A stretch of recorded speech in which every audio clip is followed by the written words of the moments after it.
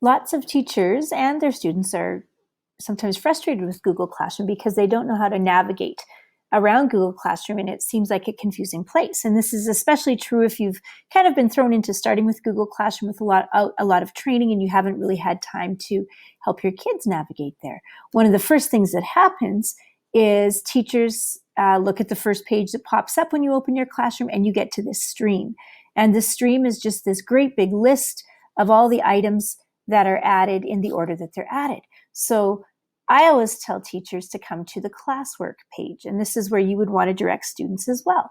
And so on the classwork page, you can see here that I have some categories: grade 4 math, grade 4 science, social. And so this is one way to organize. Some people order by units. Some people will organize their class by weeks, week 1, week 2, lots of different ways. So if we wanted to create a new topic, I'm going to hit the create button up here, and the topic edition is at the bottom, and I'm going to call this grade 4 language arts, and I'm going to add that. And so you'll see my grade 4 language arts is at the bottom, and if I wanted to move that up, I could just take that whole topic and I could drag it up is one way that I could do it. So let's put it right between science and social. So that's one way that we could do that. Another way that we could move an item in within our topics is the 3 dots on the topic name bar. And we can rename if we want, but we can also move this up. And so we can move it up until this one gets to the top. Some teachers, lots of teachers, choose to use a today's work topic flow so that when students come, the first thing that they see is today's work, they know to look there. If you've created assignments, or when you create an assignment, so we'll give our assignment a title,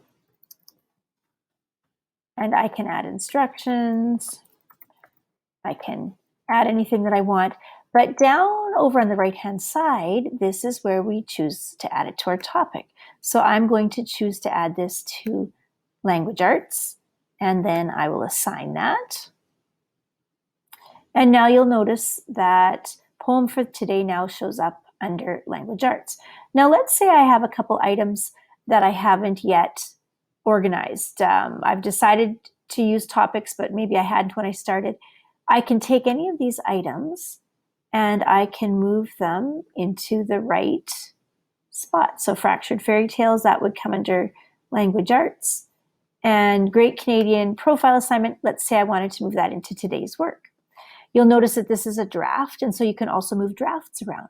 One thing to finally note is that if you are using a today's work flow organization, after today is over, you can take those items and you can move them into a different topic, and then you can add the new work that is today's work. So there's lots of different ways you can organize by topic, by unit, by week, by day.